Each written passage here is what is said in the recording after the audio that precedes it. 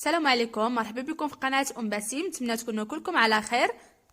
بغيت نشارك معكم اليوم هاد مسمنه ملفي كتجي مرقه ومقرمشه ولذيذه بزاف، والاهم سهله في التحضير. كنتمنى انها تنال اعجابكم. ولا كنتي اول مره تشوفي فيديو ديالي شرفيني واشتركي معي في القناه وفعلي الجرس باش يوصلك كل جديد، ولايك للفيديو. نبداو على بركه الله. المقادير: نحتاج 600 غرام ديال الدقيق الابيض والملح، وملعقه كبيره من الخل الابيض، وساشي فاني ما يعادل 7 غرام، وبيضه واحده، وملعقه كبيره من العسل، وممكن تعويضها بملعقه كبيره من سكر سنيده، وجوج معالق كبار زيت نباتيه. نبداو الطريقه. غادي نضيف جميع المكونات على الدقيق: البيض والملح حوالي نصف ملعقه صغيره، وجوج معالق كبار ديال الزيت النباتيه، وملعقه كبيره من الخل،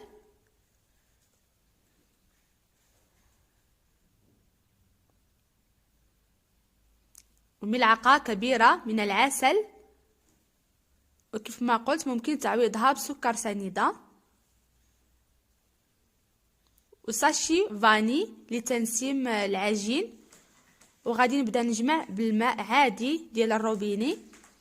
والاهم في هذه العجينه انها ما كتحتاجش للدليك ولا شي جهد، فقط غير كنجمعوها برؤوس الاصابع حتى كتجمع وصافي، وكنخليوها ترتاح، يعني ما كتحتاجش معنا شي مجهود.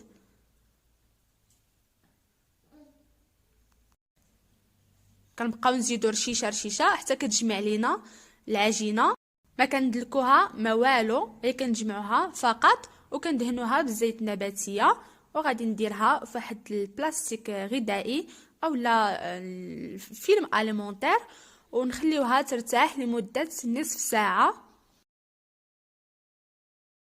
على ما كنوجدوا الكريمه ديالنا وكتكون بردات. كتكون العجينه واجده، وممكن تخليوها اكثر يعني على حسب الوقت ديالكم.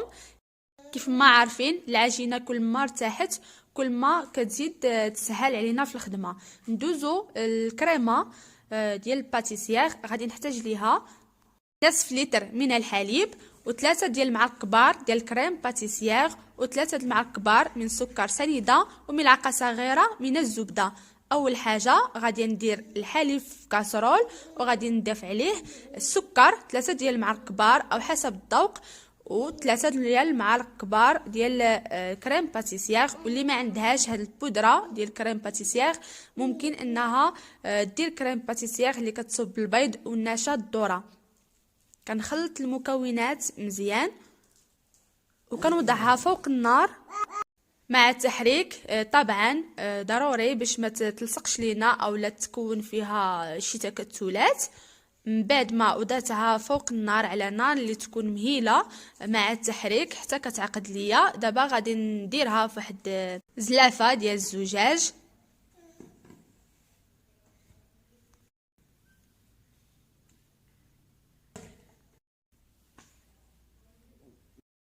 غادي نضيف عليها هذيك الزبده، وممكن هنايا الا بغيتو تنسموها بقشور الحامض اولا فاني، انا خليتها غير هكاك، وكيبقى لكم الاختيار الا بغيتوها منسمه اكثر.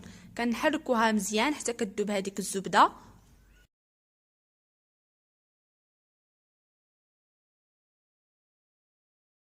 وكنغطيها بشي بلاستيك غذائي وكندخلها للثلاجه تبرد ليا مزيان. وندوز باش نكمل العجينه ديالي من بعد ما خليتها ارتاحت ليا مزيان. دابا غادي نقسموها الى كويرات. ندهن يديا لا بزيت ولا بوالو، غير هكا يعني العجينه كتكون لينه وسهله معانا.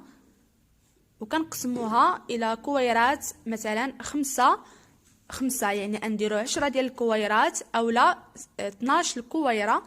الا كانت عندنا صينيه الفرن اللي غنخدموا فيها كبيره كنديرو 10 ديال الكويرات، وإلا كانت عندنا غير صغيره غادي نقسموها ل 12 الكويره اولا 14 الكويره.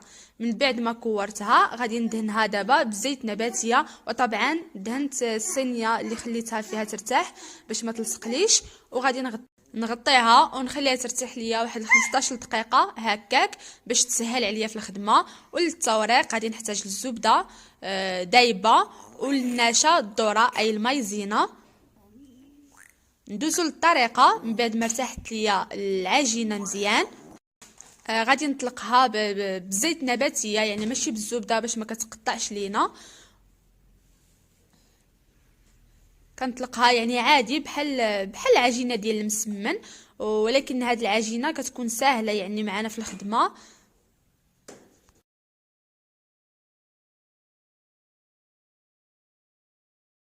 وخديت صينيه الفرن اللي غادي نوضعها فيها، وفرشت فيها ورق المطبخ ودهنته بالزبده الدايبه باش نضمن انها ما تلصقليش.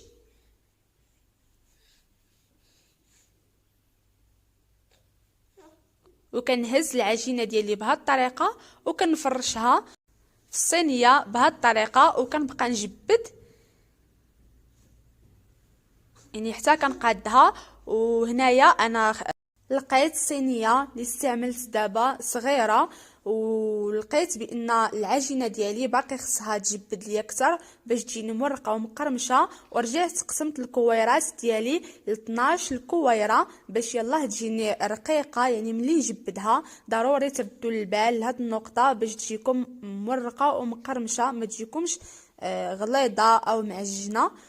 وكنكمل بنفس الطريقه، كل كره كنطلقها وكندهن بالزبده الدايبه هذه التوريقه باش كتجيني مورقه، وكنرش عليها المايزينا بهذه الطريقه. والا بغيتو تخلطوا المايزينا والزبده وتدهنوا هكا كل ورقه، يعني الطريقه اللي ترتاحوا فيها نتوما. كنصابر بنفس الكيفيه، كنطلق كل كويره وكنوضعها على الاخرى وكندهن بالزبده والمايزينا حتى كنكمل نصف كميه الكويرات اللي عندي. من بعد ما كنكمل نصف كويرات العجينه اللي عندي، كنوضع دابا عليهم الكريمه ديالي من بعد ما بردات ليا مزيان، وكنطلقها بطريقه اللي تجي متساويه. وكنعاود نطلق الكويرات اللي بقاو لي بنفس الكيفيه، كل كره كنطلقها وكنوضعها على الاخرى وكندهن بالزبده المذابه وكنرش بالمايزينا حتى كنكمل جميع الكويرات اللي عندي وكنحصل على هذه النتيجه. ودابا غادي نقادها من جنيبات بهاد الجراره الى عندكم اولا بواسطه السكين. المهم نحيدو هادوك الزوائد.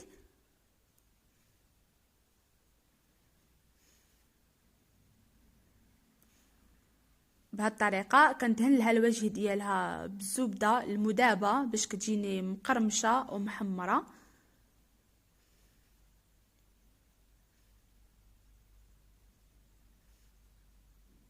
وكنحاول نقطعها الى طريفات اللي تكون متساويه. في الاول غادي نطراسي بهاد الجراره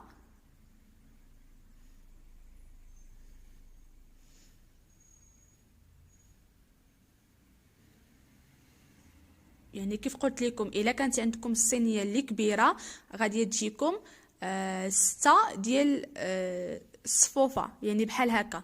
الا كانت عندكم صغيره بحالي وكتقسموا العجينه ل 12 كويره غادي تجيكم 4 ديال الصفوفه هكا بحالي، بحال هكا تجيكم مورقه ورقيقه يعني من الوسط. وكنقطعها دابا بالموس وغادي ندخلها للفران اللي يكون ساخن مزيان، ونشعل عليها من التحت ونخليها طبع على راحتها حتى تحمر ليا من التحت، ونعاود نشعل عليها من الفوق تحمر ليا ونخرجها مباشره. نرش عليها سكر كلاصي او سكر ثقيل ونرجعها للفران غير يذوب ليا داك السكر كلاصي ويتكراميليزا وصافي كتصبح عندنا جاهزه. بالنسبه للتزيين كندير عليها غير اللوز محمر ومهرمش، اولا بغيتو اللوز افيلي كيبقى تزيين يعني اختيار ليكم. هي مسمنه ميلفوي ديالي كتصبح ليا جاهزه كيف ما كتشوفوا مقرمشه وكتجي مورقه ولذيذه. يعني كنصحكم انكم تجربوها وكنتمنى انها تنال اعجابكم. عجبتكم وصفه اليوم ما تبخلوش عليا بلايك وتعليقاتكم الزوينه، وبارطاجيوها مع الاصدقاء ديالكم باش تاعهم الفائده. وإلا كنتي اول مره تشوفي فيديو ديالي كنتمنى انك تشرفيني وتشتركي معي في القناه. كنقول لك مرحبا بك وشكرا لكم، ونلقاكم بوصفه جديده وفيديو جديد ان شاء الله.